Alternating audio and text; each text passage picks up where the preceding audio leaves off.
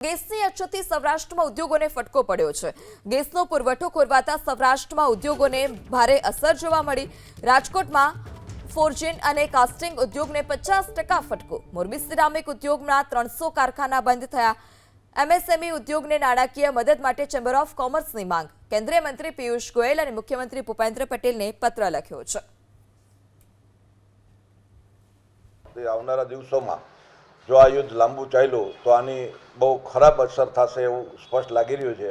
કારણ કે ઘણા બધા ઉદ્યોગો, ખાસ કરીને રાજકોટની વાત કરું તો ફોર્જિંગ અને કાસ્ટિંગના ઉદ્યોગો, મોસ્ટ ઓફ ઉદ્યોગો ગેસ આધારિત ઉદ્યોગો હોય, એની અંદર એક ઓપરેશન એવું છે કે જે કમ્પલસરી કરવું પડે એમ છે। દાખલા તરીકે હીટ ટ્રીટમેન્ટની વાત કરવામાં આવે તો હીટ ટ્રીટમેન્ટ માત્ર ને માત્ર ગેસ આધારિત ટ્રીટમેન્ટ છે। એ ટ્રીટમેન્ટ કર્યા પછી બાકીની જે 4-5 પ્રોસેસ છે એના પછી થઈ શકે।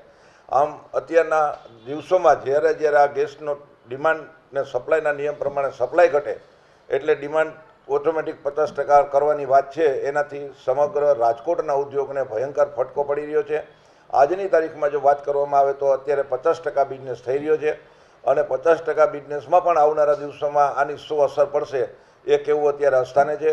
આવનારા દિવસો અતિ ખરાબ પરિસ્થિતિ છે। જો આ ગેસનો પુરવઠો ઘટશે તો હજી વિકટ પરિસ્થિતિ થશે અને આ ઉદ્યોગ જગતને મોટામાં મોટો ફટકો પડશે અને રોજગારીમાં પણ મોટામાં મોટો ઉદ્યોગને આ ફટકો પડશે, એમાં કોઈ શંકા નથી।